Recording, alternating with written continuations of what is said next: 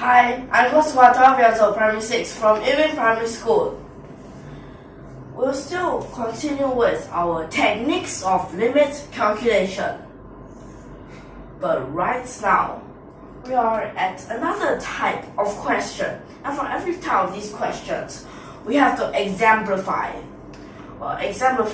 Firstly, to understand. Well, we also need to find a pattern.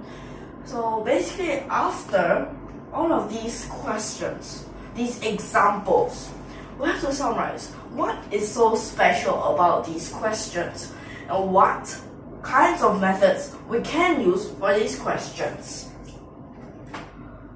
So in this lesson, for another example, is the limit and approaches to infinity, then sigma.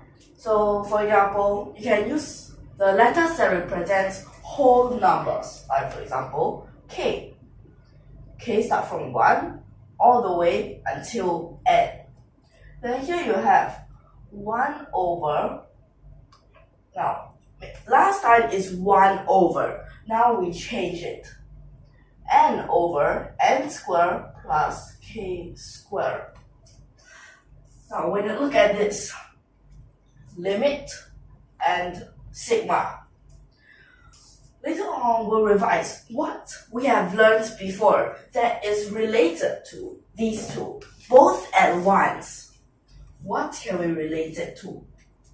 Okay, later I'll revise with you again. So first of all, can we try to simplify the part inside the sigma first? Okay.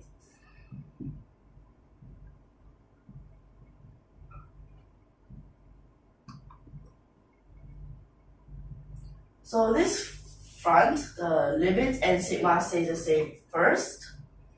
Then inside here, n is 1 over, you can write it as 1 over n. So that here is n plus k squared over n. But what if I want to take out another n for later? Then you'll find something that you can relate it to. 1 is 1 over n. Now, what can you find from here? This part at the back, 1 over n. If you straight away sub this in, you'll realize it's 1 over infinity, and that gives you a 0, or infinitesimal. And in front, this part is limit and sigma. Then inside here, you have this fraction. Now, what do you think of? Well, the thing that you can relate this to is the definition for a definite integration. Let's just take, for example, if we say we have integrate from a to b, then inside here, this function we use fx, then dx. Now what's so special? For this, if we draw a graph,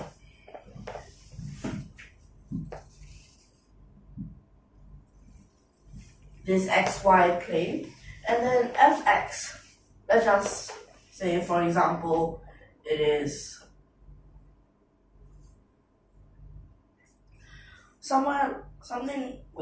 never mind. So something like this. Okay. So what if we say A starts from here, and then B is at this place. And that means what we're finding here is this whole area. Now it's the area of this whole part, this bounded region. Now, how to find this area? So to add up all these area, we can use one small piece like this, and then just use a lot of them. So what that will give us is, firstly, limit and approaches to infinity. Then sigma. Sigma, so what we use here is a k, so we can use k. Now from here, let's say if this number 1, then all the way until, can we say is number n? Okay, we just say number 1, number 2, all the way until number n. Now what happens is right here. This is y equals fx. And also, we could take this part as one small bar. Just like this point, this we'll just take it as a point. But it is still like a small bar. So a small bar is like a rectangle for this shaded region. So to find this area, we'll need to use the height times its base. So this height, how do you find it? This part, fx. But for different points, it is different. Fxk. It is just like this point, we can call it k. So it is just right, the height for this part. Now, how about its base? Now, its base, you have infinity of these. So it's very, very, very small. Like just one rectangle next to another. Now this, okay, this is just one of them. And what can you call this? And we can call this part the delta x. Okay, we can call it the delta x, right?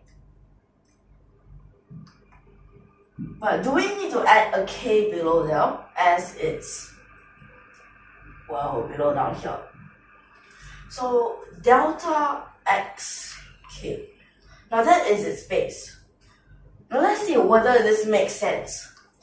This part is the area of this bar. Then you add it from the start to the end. And this is just indicating the end. So it does make sense. And what's so similar? Limit, sigma. This part, what can we take it as? Maybe this fx. Well, fx later on, it will become the integrand. Then how about this part? 1 over n. Now 1 over n, you have to realize, it approaches to 0. It is infinitesimal. Would it be something like this? Delta, because you split it into infinity parts, so it's very small. Now this is also very small. So this part, we can take it as the delta x. Then when you take it as a delta x, it will become dx. So this kind of question, you have to relate this to here. Now you realize the method that we are using here right now is to convert this limit calculation into a definite integral. So just by the definition of definite integral. But this part, we don't have an x here. Can we let something be an x? Well, we can. So we could let. Well, what's so common? Here is a 1 over n that will become dx. How about we let k over n be an x?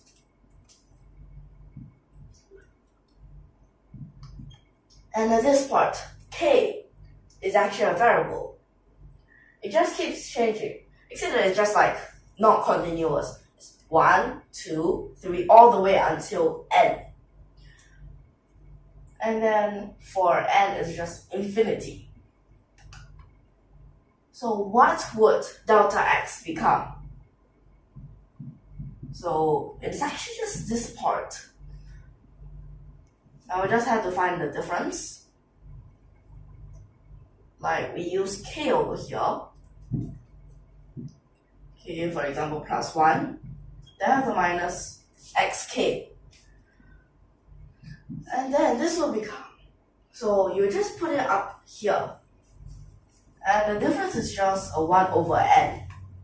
Now you find that this difference is a 1 over n. Now you're even more sure that 1 over n would be the dx. Then how about x, the range? Because for these definite integrals, you will definitely have a range for the x. How to find that range? This range for k, and then you'll find it. Now how? Firstly, if k is 1, then 1 over infinity would be a 0. So we can just write that as 0, even though it's like infinitesimal. We'll just write that as 0, all the way until n. Now it will become n over n, so that will become 1. Now you have this. So you can actually continue now. So at this part would be limit. Now, no more limit this thing because you change it into a definite integral. So a becomes 0, b becomes 1. Fx for the integrand is 1 over 1 plus x squared. Then 1 over n is the dx. So this is what you'll get. Okay. Now, what do you think? 1 over 1 plus x squared.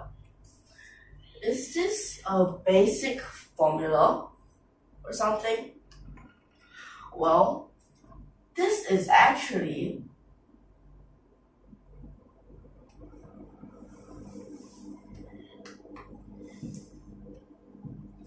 inverse tangent x, but you still have to start from from 0 to 1.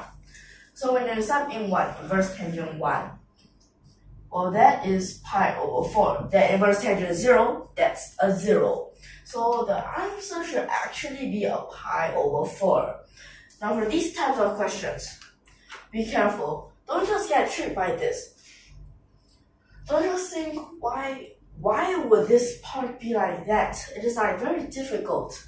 No, you have to think. Now what have we used before that is similar to this? So then when you recap what you have learned, you'll realize you can actually change it into a definite integral. With this definite integral, and when you have that integrand, it'll be simpler. But still, you have to be sure that you use the correct methods. If not, some questions, they might become difficult. And this substitution is also very important. You need to write down the substitution so that you won't get confused. What are you substituting? And you also have to know what is its range, because its range or its boundary is also very important. This is definite integral. Okay. Now this is just one simple example. So there are many other types of examples, and we'll learn them for the next few lessons.